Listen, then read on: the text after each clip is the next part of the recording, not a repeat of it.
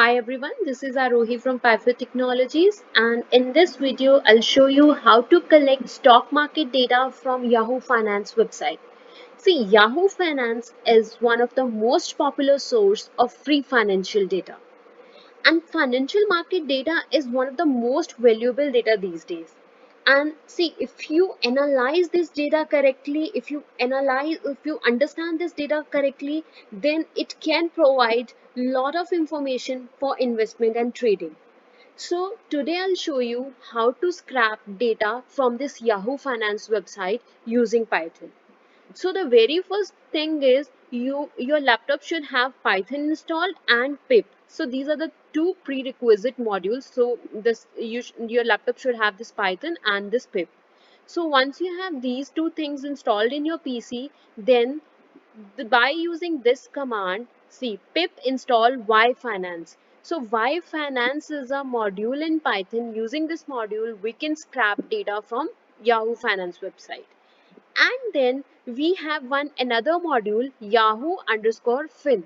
So both the modules, see these two modules are responsible for scraping data from website. I'll show you one by one like how these two modules will work, and we need to also install this requests underscore HTML. So to use this Yahoo fin module, so this particular module is required. So install all these required modules. Now I'll show you how to collect data. So in the very first line, you'll see I'm importing Y Finance module, this module, right? This module I'm importing. And once you import this module, over here, I have created one variable and I'm writing YF. Why YF? Because I have imported Y Finance as YF. There is no need to write this Y Finance again and again. We can directly write this YF, right? YF dot ticker. This YF have this ticker method. Ticker means symbol, right? So MSFT is Microsoft.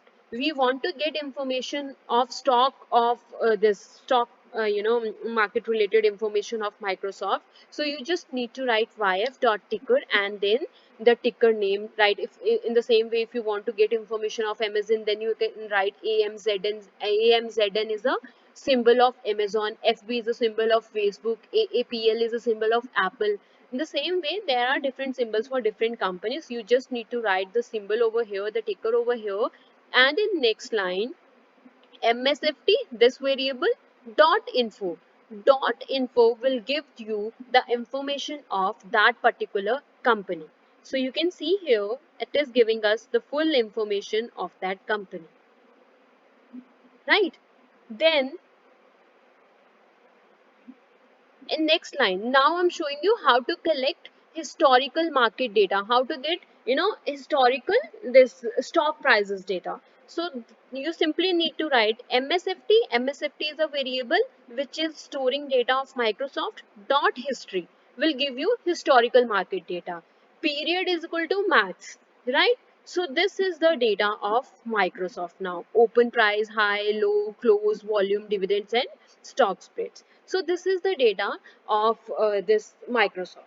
So over here, if you see, this data is properly in the form of data frame, and this date column is a index, right? So our data is properly managed in a data frame, and we have a date column. It is acting as a index.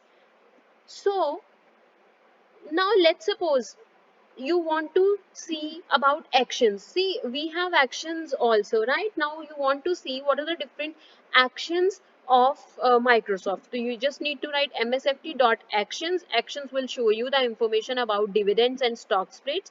I have written about what is dividend and stock splits over here, right? So it will provide you the information of actions of Microsoft, right? So, in the same way, if you want to know about particularly about dividends, you can write dot dividends. Dividends is a column name. Over here, you can see dividends, right? And in the same way, okay. So right now, till now, I've shown you how to get data of single company. Now, what if you want to collect data of multiple companies together? Then again, what you need to perform is you need to import this Y Finance, and then I'm using this download method of this Y Finance, and see, in the parenthesis I have written CRM and Apple. Means this is the first company name and this is the second company name. CRM is for Salesforce, right? And this is the start date and this is the end date. What we are saying over here, we are collecting data of these two organizations, right? And data between these dates. Data will start from this date and end by this date. And in next column over here in next cell, I have printed that data. See, this is the output. So these are the dates, and first of all we have this closing for Apple and then CRM, and then see, if you'll see, we are having one record of Apple and one record of CRM, and again one record of Apple and one record of CRM. And over here if you'll see the high column of this Apple and this high column of CRM. So this is how we have got the data of these two companies.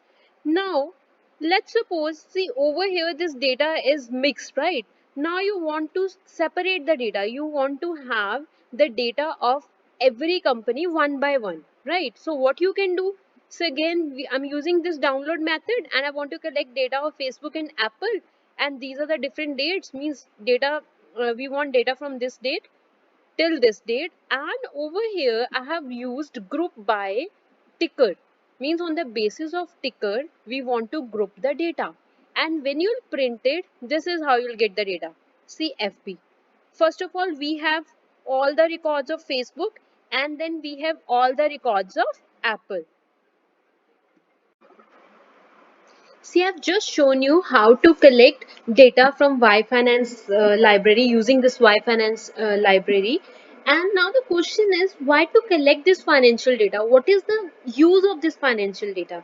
See, what you can do is, using this financial data, you can build, you can find out, you can, forecast stock prices, you can even predict the market sentiment towards a stock, you can even generate your investment plans on the basis of this data. So if you like this video, then please subscribe my channel. Thank you for watching.